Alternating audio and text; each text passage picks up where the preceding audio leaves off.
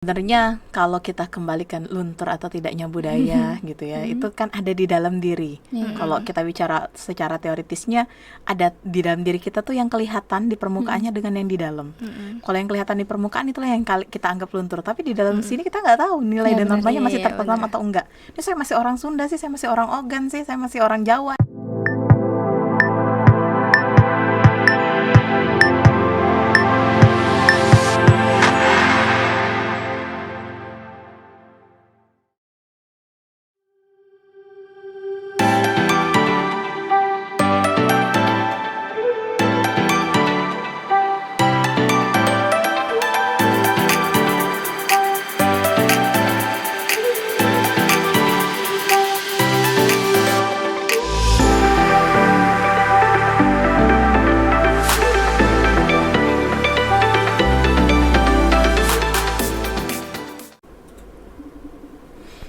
Halo kawan-kawan, balik lagi di podcast komunikasi bersama aku Arifah Humaira. Nah, kali ini aku nggak sendirian teman-teman, aku ditemenin oleh teman aku. Halo semuanya, kenalin nama aku Novria Zarsyah. Nah, podcast kali ini tuh didisklaimer oleh mata kuliah jurnalisme audio dosen pengampu Ibu Bianca Virgiana. Oke, siapa sih yang nggak kenal dengan K-pop? K-pop yang saat ini menjadi perbincangan hangat di Indonesia, apalagi setelah adanya konser Blackpink yang ada di Indonesia pada bulan Maret lalu ya, Pia? Iya bener banget, yang digelar di GBK, tepatnya di kota Jakarta. Lalu, apakah budaya lokal saat ini menjadi hal yang cukup prihatin? Karena maksudnya budaya luar itu menjadi lebih menarik daripada budaya lokal. Nah, kali ini kita akan ngebahas fenomena K-pop yang menyebar di budaya lokal bersama dosen prodi ilmu komunikasi sekaligus pengamat media, yaitu Ibu Dian Novitasari. Selamat datang Ibu Dian Novitasari. Halo, selamat. Terima kasih saya sudah diundang ke sini. Ya, pagi Bu. Selamat pagi. Gimana hari ini? Alhamdulillah baik, Iya. Ibu. Kenapa kayaknya hari ini warna K-popnya berasa ya di ruangan? Iya, bener banget. Oke nih Bu, mengenai K-pop, menurut Ibu sendiri K-pop itu apa sih Bu? Pada dasarnya sih kalau dalam kajiannya K-pop itu kan Korean pop. Iya, Korean bener. pop itu adalah musik dari Korea yang genrenya adalah pop. Tetapi kalau sekarang kita kayak memaknai ini tuh mengalami pergeseran ya. Iya, Teman-teman bener memahaminya sebagai K-pop ini kayak keseluruhan budaya Korea Iya, gitu ya. menyeluruh. Mulai dari film atau drakornya, kemudian lagu-lagunya, cara make upnya, cara berpakaiannya, dance-nya dan lain-lainnya itu semuanya menjadi satu kesatuan. Tapi kalau kita balikin ke K-popnya sendiri, Korean pop itu adalah musik Korea yang diiringi dengan dance gitu ya, sambil nyanyi sambil ngedance. Biasanya ada grup musik yang laki-laki atau perempuan, boy band, girl band gitu. Itu sebenarnya kalau Korean pop. Kalau Ibu sendiri itu termasuk K-pop atau enggak nih Bu? Kalau dibilang saya Korean pop enggak, saya K-pop lovers enggak ya? Bilangnya apa sih? K-popers. K-popers. Iya. Saya K-popers enggak, saya enggak K-popers banget gitu ya. Tapi kalau dibilang saya suka nonton drakor ya suka. Dari saya sekolah dulu ya, ketika muncul awalnya itu sudah sering menonton film Korea. Kalau dulu bilangnya film Korea. Kalau kita nonton di TV nih, film Korea, pulang dari sekolah kita mau cepet-cepet karena mau nonton film Korea. Film Korea dulu awalnya apa sih? Song Hye Kyo tuh di Full House, kemudian ada Sassy Girl, Chunyang, dan jenisnya film-film Korea yang lama gitu ya. Jadi dulu awalnya taunya Korea itu ya dari filmnya, dari drakornya. Kalau sekarang kita bilangnya drakor ya, Iya, drama drakor. Korea. Tapi kalau dulu bilangnya ya film, nonton film Korea. Sama kayak nonton film apa? Film Barat, padahal filmnya Hollywood ya. Nonton film apa? Film India, padahal Bollywood. Sama seperti kita nonton dulu Meteor Garden nih. Mungkin kalian belum ada ya zaman Meteor Garden. Meteor Garden itu beda lagi, dia Taiwan ya. Jadi film Taiwan gitu Iya, ya. tapi kita taunya film Cina gitu. Iya, Padahal film bener. Cina tuh beda. Cuma karena kita sering membahasakannya begitu, jadi melekatnya itu gitu image-nya. Nah, kemudian bagaimana nih Bu tanggapan tentang konser Blackpink yang digelar di GBK kemarin? Nah, bahkan ya Bu, bukan cuma kalangan remaja doang nih. Ada yang dewasa yang bahkan udah berkeluarga tapi meninggalkan keluarganya demi nonton have fun bareng temannya di konser tersebut. Iya, sebenarnya konser itu ya sama aja sih seperti kita nonton konser pada umumnya gitu ya. Ada juga ya kalau kayak saya misalnya, ada beberapa dosen yang lain juga kami sering tukar cerita, ini saya sukanya sama grup band yang ini. Dulu kesukaan kita dari zaman masih sekolah sampai sekarang tuh tetap suka sama grup band yang itu. Kalau ada konsernya mau nggak nonton mau, tapi kalau mungkin untuk kondisional tertentu ya kita punya kesepakatan. Kalau sudah berkeluarga pasti punya kesepakatan dengan keluarga. Misalnya sudah bersuami atau sudah beristri, kita kesepakatan dulu, boleh nggak nonton atau mau nggak kamu nonton bareng sama saya. Sementara harga tiketnya mungkin mahal ya. Ada kesepakatan, apakah kamu aja deh yang nonton, nggak apa-apa kamu nonton sama teman-teman kamu, tapi nanti setelah itu kita liburan bareng. Ada kesepakatan apa di keluarganya. Atau kalau dia yang anak-anak muda yang masih lajang gitu, masih single, biasanya menabung atau mereka memang punya budget untuk pengen nonton konser itu kan udah lama di woro-woronya ya. Ketika konsernya ada mereka nonton. Sebenarnya tidak masalah sih, itu bagian dari kayak hiburan untuk diri sendiri atau semacam mungkin reward untuk diri sendiri karena sudah melakukan sesuatu yang berat beberapa waktu lama. Jadi kita perlu reward untuk diri kita. Tidak masalah asal ada kesepakatan. Kalau sudah punya keluarga ada kesepakatan, kalau dengan diri sendiri pun ada kesepakatan, asal tidak melanggar ya norma, misalnya dengan uang hasil curian gitu karena ngefans banget nih saya pengen nonton tapi saya ngambil uangnya dari hasil curian gitu. Nah, itu yang tidak baik ya. Kalau memang hanya dia berusaha menabung atau dia misalnya katakanlah ngambil pay letter asal dia bertanggung jawab untuk itu ya nggak masalah. Kan sekarang trennya gitu ya, pay letter. Liburan boleh duluan, nanti bayarnya pay letter. Beli barang boleh pay letter. Karena memang sudah kecanggihan teknologinya begitu. Kalau dulu kita bahasanya kredit. Sekarang perkembangan teknologi pay letter. Nah, sama aja konsepnya. Ya, kalau ibu sendiri ada nggak nih kepikiran waktu di bulan Maret lalu itu pengen nonton konser Blackpink juga nih? Iya, benar. Kalau ibu sendiri sebenarnya sih Blackpink itu sekedar tahu ya, tapi nggak tahu persis lagunya yang hafal gitu, sekedar tahu oh ini lagunya Blackpink nih, tapi nggak paham ini lagu tentang apa. Jadi tidak terlalu bahasanya mau masuk ke arah fansnya gitu, enggak. Tapi sekedar suka aja kalau dengerin lagunya nggak apa-apa dengerin, tapi nggak juga akan skip ketika ada orang yang dengerin lagu itu gitu. Hanya sekedar suka dan tahu bahwa itu Blackpink, jadi tidak tertarik. Tapi kalau mungkin yang lain ya, mungkin yang grup band yang ibu suka ya, bisa jadi akan tertarik. Misalnya grup band apa nih di Indonesia yang disukai. Lalu ketika dia konser, kalau ada kesempatan dan memang memungkinkan ya mau aja datang menonton. Karena memang itu bagian dari hiburan, mau dia reward diri tadi atau kita sama teman-teman gitu ya, itu tidak masalah. Untuk konser itu ibu berarti emang nggak ada niat ya buat nonton ke Jakarta langsung? Enggak, memang enggak sih kalau itu. Tapi banyak sih orang di sekitar, misalnya gini nih, ada yang kita kenal nih, oh dia sudah jadi dokter, sudah jadi orang-orang yang punya profesi yang mungkin bukan lagi kalangannya mahasiswa, pelajar gitu. Tapi mereka memang suka sama si Blackpink dan mereka effort untuk nonton itu, punya dana untuk nonton itu ya banyak yang berangkat. Yang saya kenal teman-teman saya terutama di sosmed gitu ya, mungkin tidak yang seumuran tapi yang saya kenal dia sudah punya profesi yang profesional, dia tetap ikut nonton itu, berangkat dan menonton gitu. Karena mereka memang punya waktu, punya budget dan mungkin sudah punya kesepakatan untuk menonton konsernya Blackpink tadi. Iya, benar banget. Nah, jadi itu kan Bu, balik lagi nih Bu ya ke K-pop tadi itu.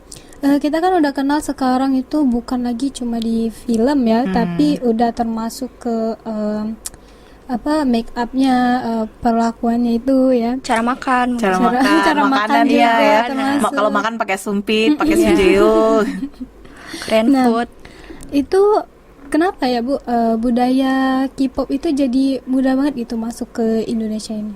Jadi banyak banget orang yang Jadi suka. budaya K-pop yang masuk, yang kita serap sekarang atau yang kita sudah tahu kok ada sih budaya Korea di tengah-tengah kita dan kita suka.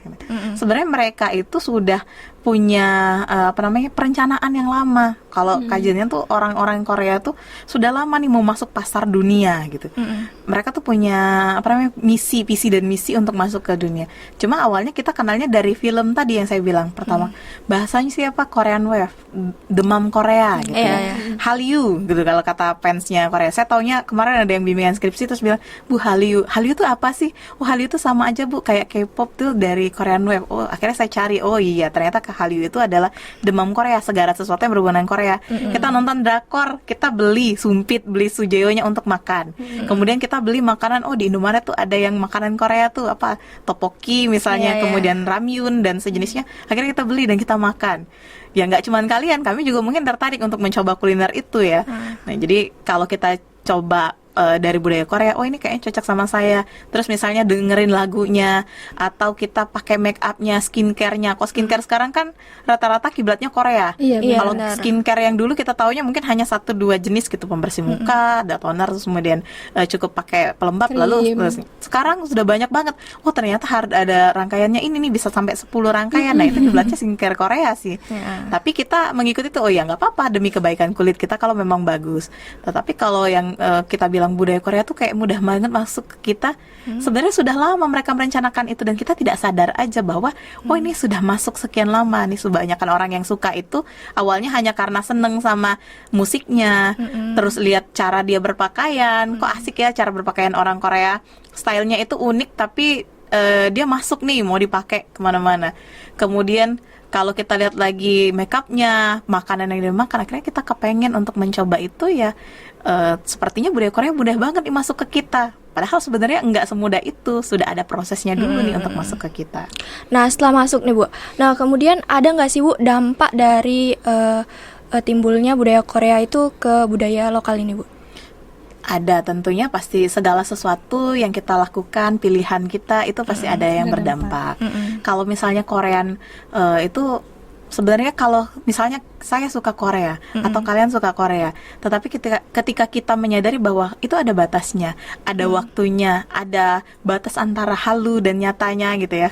Ketika saya berada di dunia hiburan saya, saya benar-benar fun dengan yang saya disajikan dari Korean Web. Tapi ketika saya balik ke dunia nyata, saya balik lagi ke rutinitas saya, kerjaan saya, tanggung jawab saya gitu sebagai seorang ibu, sebagai seorang istri, sebagai orang di lingkungan, kemudian sebagai dosen gitu kalau di kampus. Tetapi kalau teman-teman memahami tidak bisa memisahkan batasan itu, nah itu yang akan menjadi masalah.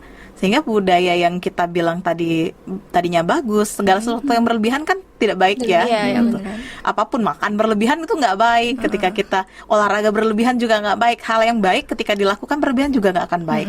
Nah jadi sebenarnya budaya itu adalah sesuatu yang baik, tetapi kita harus punya batasan juga bahwa budaya kita punya budaya sendiri nih yang tidak boleh kita lepas karena ada nilai dan norma dalam diri kita. Nilai dan norma inilah yang menjadi batasan kita bahwa ketika saya menerapkan sesuatu, saya ada nilai dan norma yang harus saya batasi supaya saya tidak ikut tenggelam atau ikut hanyut sehingga saya lupa diri. Kalau di lingkungan Ibu nih, ya teman-teman Ibu lah misalnya gitu Bu ya. Apa sih yang bisa Ibu lihat dampak dari teman-teman Ibu yang suka dengan Korea gitu? Tentunya misalnya gini, ada ya yang memang edik dia kayak ngoleksi gitu ya. Di lingkungan keluarga saya, kalau teman mungkin nggak ada sih yang edik-edik banget ya tentang Korea. Tapi kalau yang lingkungan keluarga saya lihat adik-adik sepupu saya atau keponakan-keponakan saya kok mereka misalnya koleksi sesuatu, misalnya kalau saya dapat dari merchandise gitu ya, dari Korean-Koreannya, saya akan tanya, mau nggak kamu? Mau. Mereka mengoleksi itu dengan senang hati gitu. Apapun bentuknya, mau ya postcard ya, mau bentuknya kartu, gantungan kunci dan sebagainya, mereka koleksi semua itu. Tetapi dampak yang nyatanya sih secara ininya ya nggak apa-apa. Tapi kalau dia sampai menghabiskan tabungan gitu atau melakukan hal-hal yang di luar batasan norma, itu dampak buruknya. Misal kalau kembali ke budaya, dia lupa budayanya sendiri kayak tadi. Aslinya misalnya dia orang Sumatera, orang Ogan, orang Jawa, orang Sunda misalnya gitu. Ketika mereka tidak ingat lagi budayanya, lebih paham bahasa Korea dibandingkan bahasa aslinya. Nah itu yang tidak boleh. Kalau kita cuma sekedar mengobrol dengan bahasa biasa, itu berarti satu kemajuan dong. Kalian bisa paham bahasa Korea hanya karena nonton film Korea misalnya gitu, atau karena dengerin lagunya Blackpink. Ya itu suatu yang bagus yang harusnya menjadi, oh akhirnya nanti saya punya kemampuan bahasa dari hanya karena kesenangan saya nonton Korea gitu. Tetapi kalau sampai kita lupa bahasa kita atau lupa budaya kita, lupa nggak ingat lagi lagu daerah tapi ingatnya lagu Blackpink, nah itu berarti perlu dipertanyakan. Atau kita sampai nggak ingat lagi nih mau melakukan tradisi kita sebagai orang Indonesia. Kalau lagi ada perayaan apa, ingatnya apa perayaan yang dari Korea gitu. Nah itu yang dampak yang tidak baiknya. Karena ya benar banget Bu, karena kan semakin berkembangnya teknologi nih Bu ya, semakin mudah kita ngakses apa Media. media informasi ya Bu. Jadi kayak kalau Arifa lihat nih di lingkungan Arifa tuh juga banyak banget tuh orang-orang yang suka sama Korea, sampai ada yang ngaku suami lah, ada yang ngaku pacarnya lah, kayak di dua Benar-benar. sekalian. Bahkan bukan cuma remaja nih Bu, ada yang bocil-bocil yang SD itu. Nah, itu sudah demam Korea lah istilahnya. Iya. Nah, seperti itu. Karena sebenarnya bagian dari yang mungkin secara remaja gitu ya, yang masih belum matang usianya, mereka akan punya kelabilan gitu ya, jiwanya masih labil ketika menentukan pilihan. Jadi pilihan tuh hanya ikut-ikut, kayaknya ini enak, kayaknya ini seru, jadi mereka ikut, tapi nggak tahu persis bahwa dampaknya apa. Sehingga pada saat melakukan itu, yang kayak bocil-bocil yang kalian bilang tadi, sering kali ini saya lihat di podcast lain juga, kayak artis-artis yang ngebahas bahwa ini serem banget kalau saya bahas Korea nih, diserang habis ini nih sama bocil-bocil yang fanbase-nya gitu. Tiba-tiba mereka langsung nyerang aja, ngata-ngatain, ngomongnya kasar dan sebagainya. Karena mereka belum paham bahwa kita harus berkata dengan bijak, misalnya menggunakan status untuk komentar itu dengan bijak. Tetapi mereka nggak paham, mereka merasa ini idola saya diserang nih, saya harus ikut nyerang nih. Tapi mereka nggak paham. Tapi kalau kayak kalian yang kalau sudah mahasiswa tuh seharusnya sudah matang secara jiwanya, gitu, sudah mulai memahami, nggak kayak anak SMP SMA lagi yang masih labil banget. Kalian sudah harus bisa memilah bahwa pada saat kita ngomongin tentang idola, ada batasannya. Ini bagian halunya, misalnya kayak bilang ini suamiku, ini pacarku. Itu ada beberapa yang bikin kayak, ya saya rasa semacam lucu-lucuan gitu ya, untuk menunjukkan bahwa saya nih ngefans banget loh sama dia idola saya banget. Tetapi saya pengen menunjukkan bahwa kalau saya sedang ini, saya pengennya nampilin dia sebagai idola saya. Ya nggak apa-apa kalau cuman sekedar lucu-lucuan, pengen fun aja. Tetapi pada saat batasan yang lain, kita paham bahwa kalau dia punya suami, ya balik lagi ke kehidupan nyata, ya ngurusin suaminya, walaupun suaminya tadi bukan si artis Korea yang dia mau gitu. Kalau tanggapan Ibu nih terhadap reaksi pemerintah mengenai fenomena ini nih Bu, gimana? Fenomena K-pop nih Bu. Pemerintah ya sebenarnya belum ada batasan ya. Kalau yang jelas misalnya kalau untuk konser itu kan balik lagi ke ini, kita ada berbagai macam kepentingan di situ, misalnya hubungan diplomasi, kemudian kita akan ada dengan adanya ini tadi, begitu orang masuk ke Indonesia, misalnya ada idola K-pop yang masuk ke Indonesia, bisa jadi kan yang dari luar negeri datang ke Indonesia untuk ikut menonton gitu, menjadi setelah itu mereka langsung sekalian pariwisata. Nah, itu kan ada banyak aspek yang kita perlu perhatikan. Jadi pemerintah juga nggak akan mungkin langsung melarang, kecuali itu memang bertentangan dengan nilai dan norma gitu ya. Misalnya kalau di norma agama tuh ada yang kayak, apakah artis Korea kan mereka memang berpakaiannya ala Korea yang cenderungnya kalau dalam budaya Indonesia tuh seksi ya. Iya, benar-benar. Yang mungkin tidak sesuai dengan norma kita. Tapi kalau kita lihat mereka itu seni mereka, kalau kita pahami, dia pakai pakaian yang seperti itu bagian dari seni. Tapi kalau kita Indonesia sendiri nih, orang Indonesia sendiri yang konser dengan cara yang begitu, dia nggak masuk di hitungan orang yang konser ini, karena dia beda nih seni yang ditampilkan. Gitu. Ya, tapi kebanyakan sekarang itu malah yang orang-orang yang pakai rok mini gitu Bu ya. Kayak trennya gitu ya, iya, karena mengikuti passionnya, trennya. passionnya. Cuma tetap ada penempatannya kan, karena kalau di Indonesia sendiri ada beberapa aturan, terutama kayak di daerah yang memang punya aturannya sendiri, kayak di Aceh misalnya, mereka nggak akan bisa dong menggunakan itu, karena mereka sudah ada aturan sendiri. Kalau di sini di Batu Raja juga kalian masih akan heran ya, kalau kita bicaranya konteksnya Jabodetabek, Jakarta gitu, Bandung, ya memang tempatnya. Ketika kita bicara di Oku nih, Batu Raja, itu ada orang yang pakai pakaian Korea, kalian yang seneng pun akan merasa risih. Iya, benar. Itu nggak, karena nggak sesuai dengan norma, nggak sesuai dengan budaya. Itu tadi yang saya bilang, kalau dia sering bikin konten, misalnya di kontennya dia bikin begitu, pasti akan ada pro dan kontra juga menampilkan bahwa ini nggak sesuai lagi dengan normanya. Tetapi kalau kita balikin lagi ke, ya itu sebenarnya hak dia sih untuk, cuman hak kita juga untuk men-skip itu ketika muncul di sosial media atau muncul di depan kita, supaya kita nggak nonton itu. Nah, kemudian kenapa nih Bu, gaya Korean itu banyak sekali disukai di kalangan masyarakat, terutama masyarakat Indonesia nih? Gaya pakaian. Gaya pakaian. Kalau gaya pakaian ya mungkin karena tren fashion ya. Kita bicaranya tren fashion. Tren fashion itu kan berganti terus. Ya mungkin tren fashion Korea sedang masuk di mana-mana gitu, terutama di Indonesia. Sorry. Jadi kalau yang lain misalnya gaya make up, gaya untuk tampil gitu ya, mereka juga ada sesuai dengan trennya. Kayaknya rasanya unik deh make up itu, pengen dicoba. atau kayak mua YouTuber, mereka mencoba untuk itu ya nggak masalah. Muncul di kita asal dia masih sesuai dengan konteksnya kita. Kan ada yang tidak sesuai yang nggak bisa kita adopsi sama sekali tuh. Kita sekedar mau coba. Misalnya kayak di Korea tuh mereka kan punya banyak musim. Ketika muncul nih musim ini mereka tampilnya beda, musim itu tampilnya beda. Kita nggak akan mungkin pakai pakaian musim dinginnya Korea di Indonesia kan. Indonesia yang panasnya luar biasa ini, Batu Raja nih panas banget. Kalau lagi musim kita pakai AC aja masih panas, apalagi kalau kita pakai pakaian tebal kayak di musim dingin di sana. Pasti kan ada juga kita akan memilah itu kayak orang dari mana nih, dari kutub apa datang ke sini pakai pakaian itu. Kita juga nggak akan merasa itu sesuatu yang nyaman untuk kita coba kan. Pasti kembali ke diri kita juga ada, oh ini sesuai atau tidak nih untuk saya coba, untuk saya pakai gitu. Nah, dari tadi kan kita ngomong tentang budayanya di K-pop nih Bu ya. Sekarang nih kalau masuk di budaya lokal, budaya lokal yang luntur di Indonesia ini kayak mana sih Bu jadi? Sebenarnya kalau kita kembalikan luntur atau tidaknya budaya gitu ya, itu kan ada di dalam diri. Kalau kita bicara secara teoritisnya, ada di dalam diri kita tuh yang kelihatan di permukaannya dengan yang di dalam.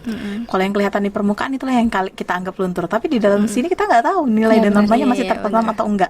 Ini saya masih orang Sunda sih, saya masih orang Ogan sih, saya masih orang Jawa nih. Saya nggak bisa, saya masih orang Komering, saya nggak bisa dilepaskan dari itu. Tetapi kalau saya balik ke luarnya yang terlihat, sepertinya saya kayak nggak ingat lagi. Tapi kalau dibalikin lagi, saya masih ingat kok di dalam ini. Orang aja nggak tahu gitu. Cuma biasanya ditunjukkan dengan perilaku ya. Nah, perilaku itu yang karena dia tertampilkan. Sikap itu di dalam, tapi perilaku sudah keluar nih dari diri kita. Kalau kita berperilaku tapi tidak menunjukkan identitas budaya lagi, itu sudah berarti kita dianggap budayanya luntur nih. Misalnya apa nih dari segi musik ya, musik lagu gitu ya.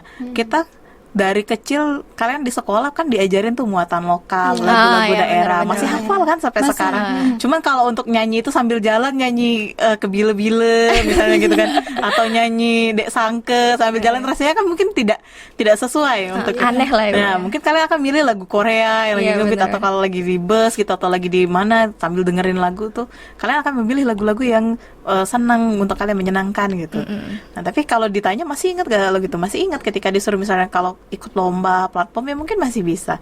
Tapi untuk keseharian mungkin untuk dinyanyiin setiap harinya mungkin enggak. Tapi kalau kita mengajarkan ke orang masih, atau tarian ya misalnya gitu. Karena mungkin tidak semuanya suka tarian tradisional. Setidaknya tahu bahwa ini tarian saya, ini gerakan yang begini, ini maknanya apa. Nah itu berarti masih ada di dalam dirinya. Cuman untuk aplikatifnya ya seharusnya balance lah ya di dalam hidup kita, bahwa kita punya budaya sendiri atau yang merupakan identitas kita yang tradisional yang teman-teman bilang, tapi itu sebenarnya kalau kategorinya ya budaya elit nih kalau di kajian. Kalau kita bilang lagi yang tadi Korean pop tadi, itu adalah budaya populer nih, budaya yang baru muncul, menyenangkan, kayaknya rame dinikmatin sama orang tapi cepat hilang. Tadinya trennya apa, berganti.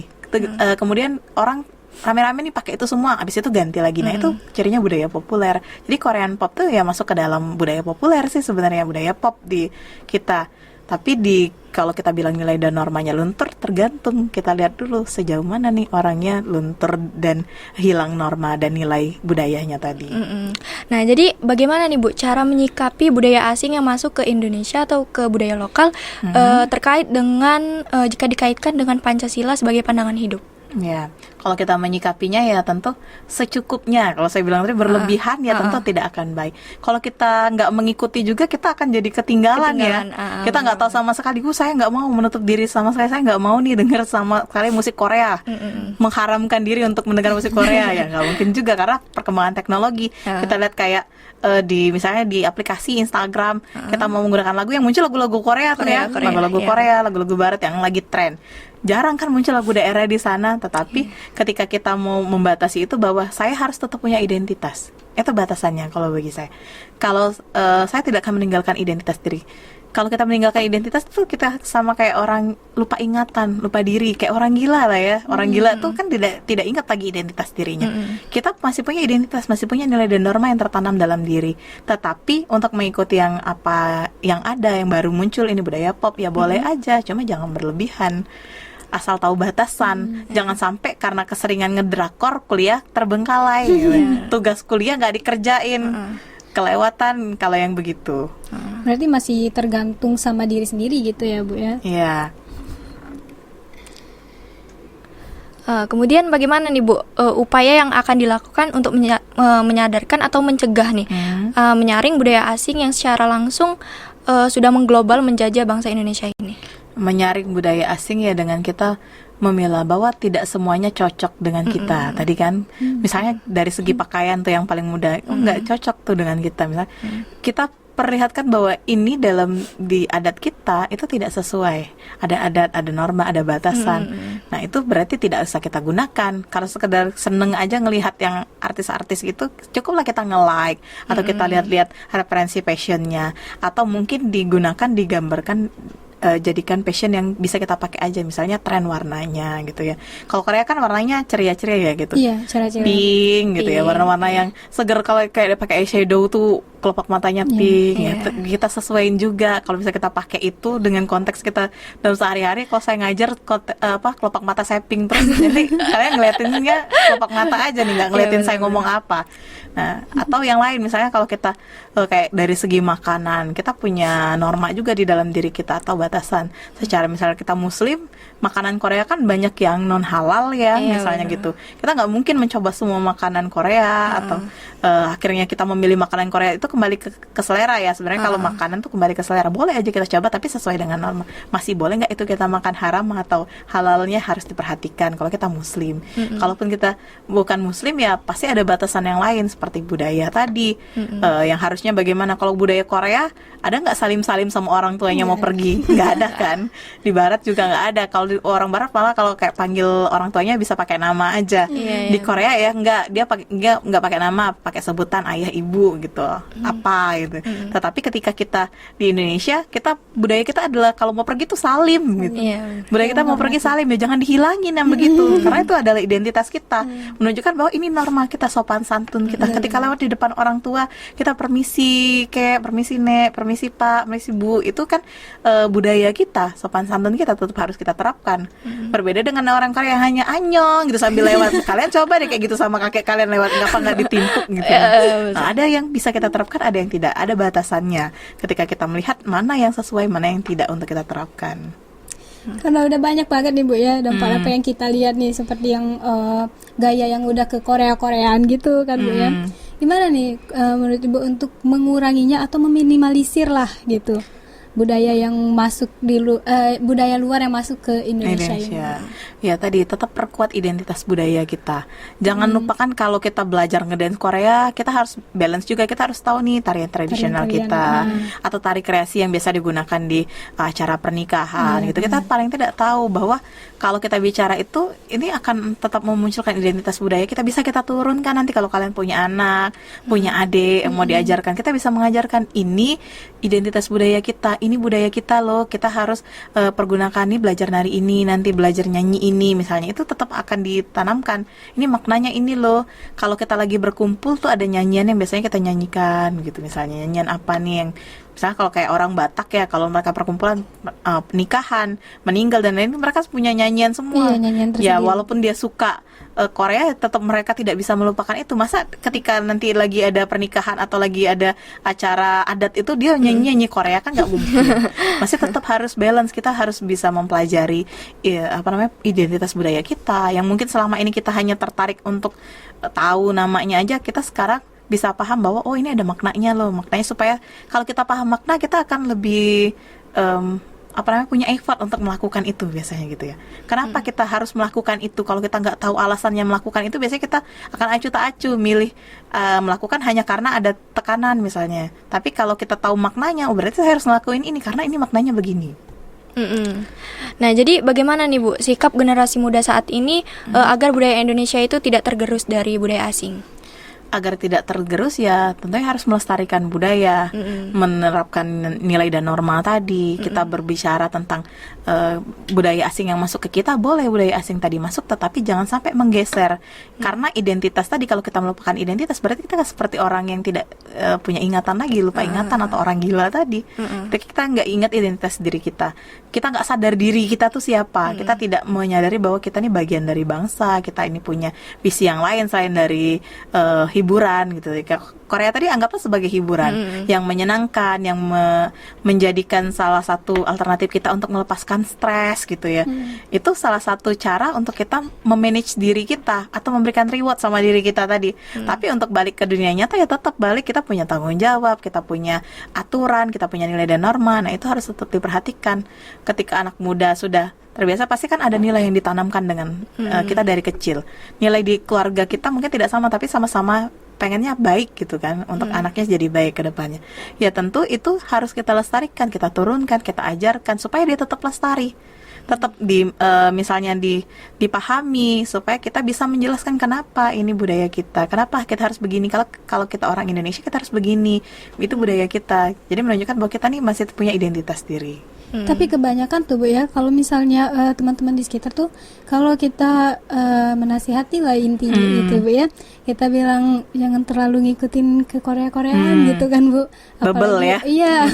Tapi mereka malah kayak apa sih gitu, malah susah gitu. Nah itu yang dia sudah terhanyut tadi dengan budaya, sehingga dia tidak punya batasan. Ini saya pernah lihat yang kayak K-popers tadi, yang dia nguras tabungan atau rela tidak melakukan apa, atau bahkan bohong untuk bisa beli album gitu ya, koleksi album koleksi. Saya kayak sampai kayaknya album tuh harganya berapa sih? Kalian pernah tahu nggak sih harganya berapa? Kayaknya mahal Bu.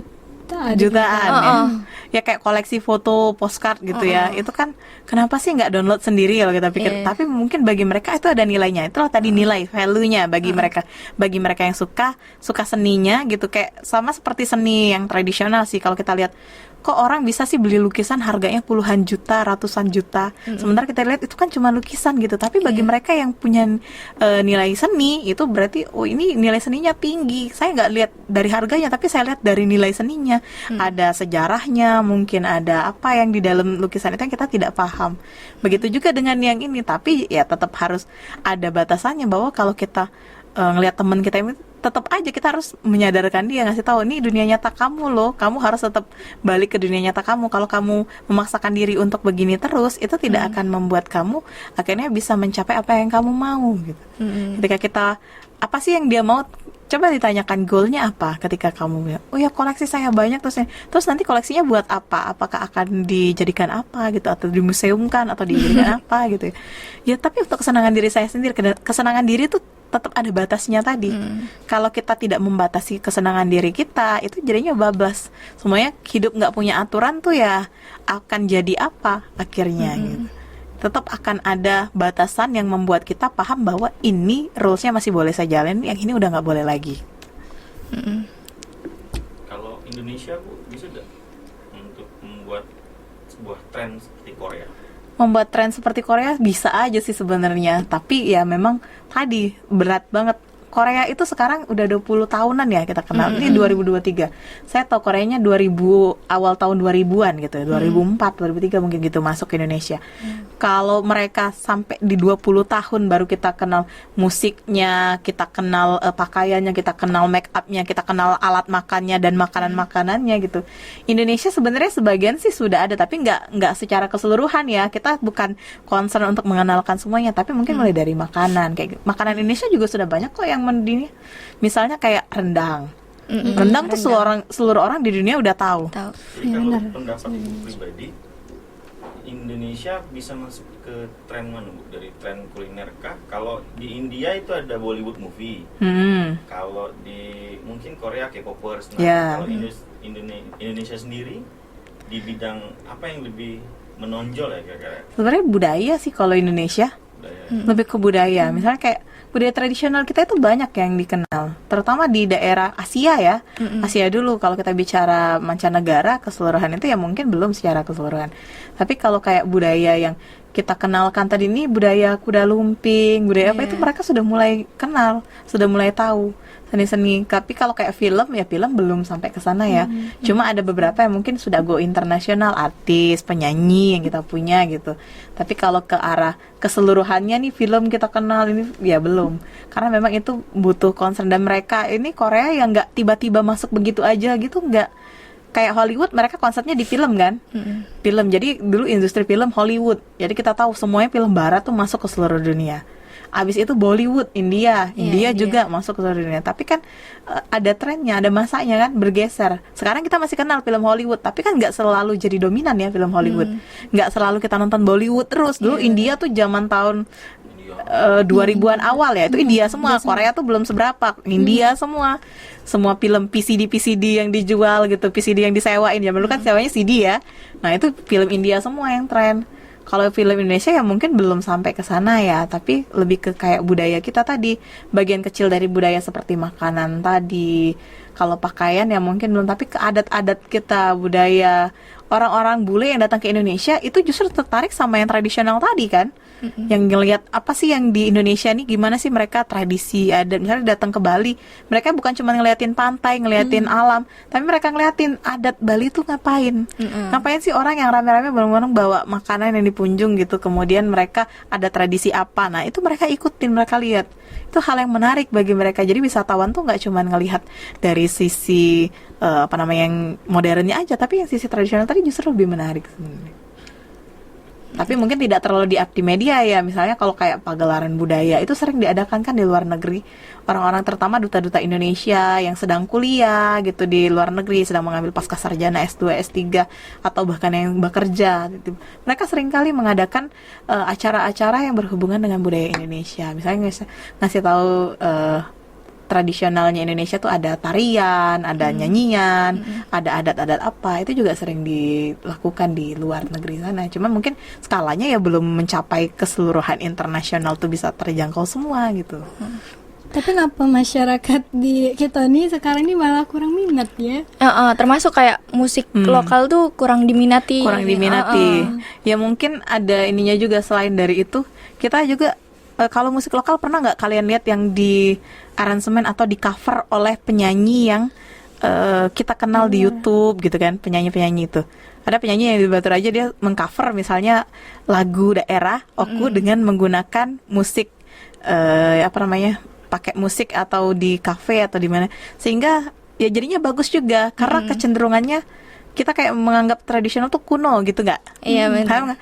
Menganggap itu kuno, jadi tidak ada sebenarnya ada beberapa yang bisa dilakukan, kayak tadi kita menampilkan dalam bentuk musik yang lebih menarik, nyanyiannya kita aransemen musiknya misalnya gitu, atau ditampilkan kayak cerita-cerita tradisional tuh ditampilkan dalam drama musikal gitu yang akan lebih menarik. Ya kayak Cinderella dibikin drama musikal, atau kita cerita di Indonesia kan ada banyak tuh Timun Mas, kemudian cerita Tangkuban Perahu, cerita-cerita yang begitu diceritakan dalam bentuk drama musikal atau dibuatkan film nanti, ya bisa jadi jadi menarik karena mungkin kita menganggapnya tadi kuno ya, tidak semenarik yang modern, yang tradisional ini tadi.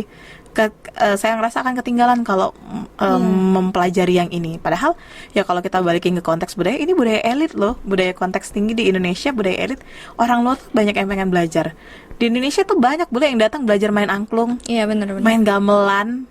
Mereka punya komunitas belajar, sekalian kuliah di sini misalnya pertukaran pelajar, sekalian mereka belajar itu tapi orang Indonesia kenapa sih tidak tertarik dengan itu? Ya karena kita mungkin ngerasa ini yang lebih keren, lebih kekinian, padahal yang kerennya tadi bakal pudar, cepet banget hilangnya. Trennya yang budaya populer itu ya memang dia cepat muncul di permukaan, cepat menyebar, tetapi cepat juga hilang. Benar. Cepat hilang, dan karena nilai-nilainya tidak kuat. Nilai kita punya tidak kuat hanya karena dia sedang populer. Tapi kalau kita nilai tradisional tadi memang sudah kita dalami, kita punya maknanya, itu akan juga menjadi sesuatu yang menarik. Ya, termasuk nggak sih Bu, kalau karena Indonesia itu kan masih masuk dalam negara yang berkembang gitu. Mungkin di dalam pikiran mereka Indonesia ini masih dalam negara yang berkembang gitu, jadi aku enakan ngikutin yang modern aja lah. Daripada Karena berkiblatnya tadi tuh melihat ke luar ya. Kalau dulu kiblatnya ke barat, kalau sekarang kiblatnya Korea ya, katakanlah gitu. Kiblat kita ke Korea untuk hiburan. Jadi kita menganggap dunia hiburan tuh Korea nih, Korea punya semuanya, punya apa-apa. Kalau kita lihat orang Korea yang sering ke Indonesia, ada yang YouTuber, kalian tahu YouTuber Hari Jisan, saya sering nonton Hari Jisun, tulisannya Hari Jisan. Terus YouTuber lain tuh, itu mereka interest banget dengan budaya Indonesia. kayak Indonesia nih kaya loh, kalau kami punya makanan Korea, dia ngasih tahu review misalnya makanan Korea tuh begini-begini. Nah ini rasanya lebih light tuh dalam artian dia bumbunya nggak terlalu kaya gitu ya. Tetapi ketika makan makanan Indonesia kok semua bumbunya kaya banget, rasanya nyengat tapi enak gitu. Setiap ini makannya unik-unik banget, enak-enak semua makanan Indonesia. Terus kalau kayak budaya-budaya, mereka juga ngelihat itu, budaya-budaya Indonesia tuh menarik, unik. Tapi kita sendiri yang tidak memahami itu, kita melihat kiblatnya bahwa ya kalau kita ngelihat dulu Barat nih yang kita lihat paling wah, karena kita ngerasa mereka lebih tinggi daripada kita, jadi kita pengen ngikut ke mereka. Korea juga gitu kan, kita lihat Korea sekarang jadi tren di mana-mana, saya pengen ngikut ke Korea deh supaya saya ikut tren gitu. Padahal kalau kita melihat Indonesia sendiri, kita punya budaya yang bagus, yang nggak kalah bagus dengan budaya-budaya yang asing tadi. Lebih kaya padahal, tapi kita tidak mempelajari itu, nggak mau melihat itu sebenarnya. Bukan kalau coba sudah dipelajari dan sudah dilihat, mungkin akan cinta, akan jatuh cinta dan tidak akan berpaling ke budaya lain sebenarnya. Bahkan bisa mungkin budaya di Indonesia ini bisa sampai keluar. Iya, go internasional budaya kita. Tapi sebagiannya hanya yang paling menonjol-menonjol aja. Kalau kayak makanan yang paling banyak sekarang Indonesia terkenal dengan apa? Rendang tadi yang saya bilang. Terus ada pempek, katanya baru-baru ini masuk nominasi makanan olahan dari ikan yang enak nomor sekian.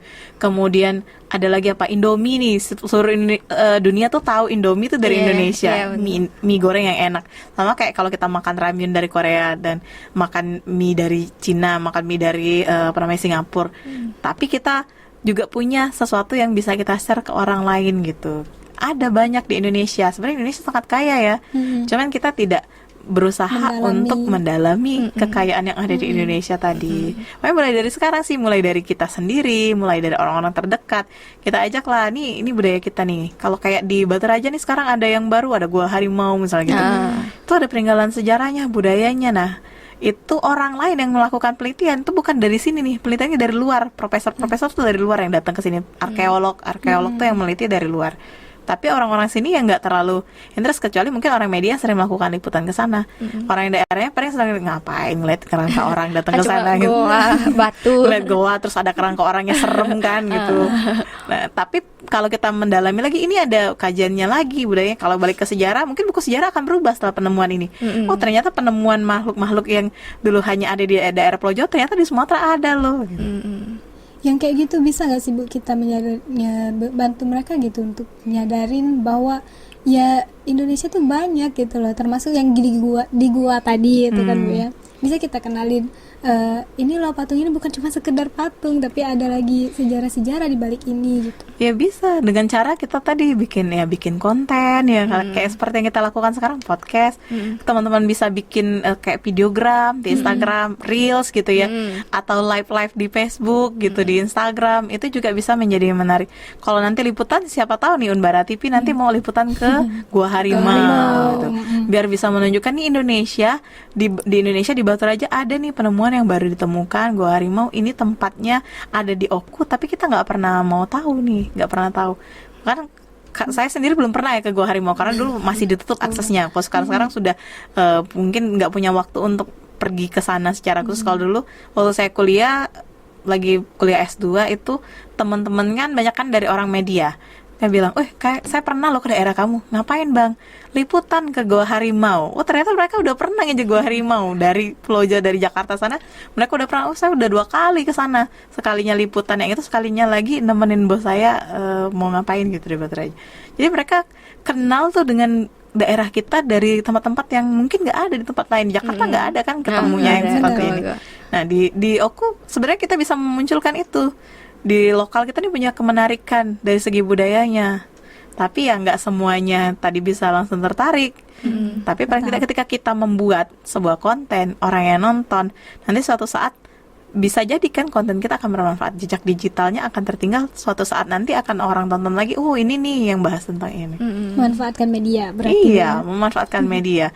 Manfaatin ke status, bikin konten di sosmed. Kalian yang senang bikin TikTok gitu ya, itu bisa bikin ininya konten-konten yang menarik.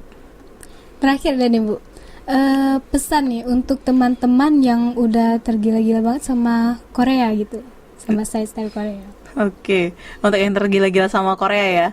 Jadi apapun yang kita sukai gitu. Kalau kita suka tentang makanannya, misalnya kita suka makanan. Kalau dulu saya pernah dibilangin sama dosen saya gini, kalau kita berpakaian misalnya, menurut orang pakaian kita nggak bagus karena orang yang ngelihat, oke, boleh kita ganti.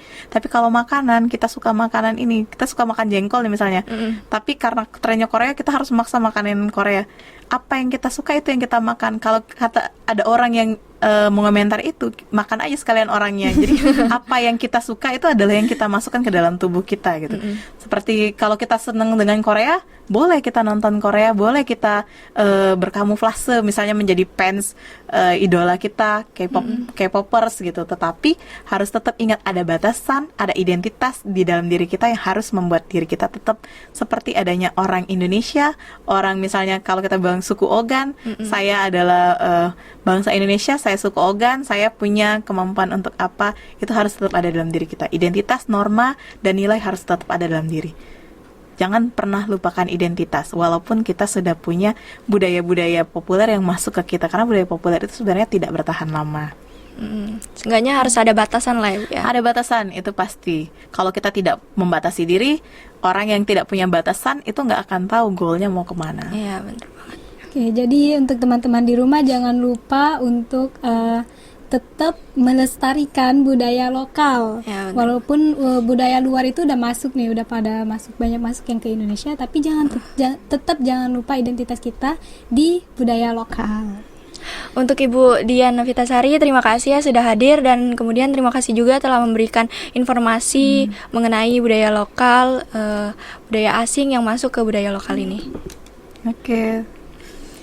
Oke, untuk teman-teman yang di rumah, jangan lupa untuk di like, komen, dan share.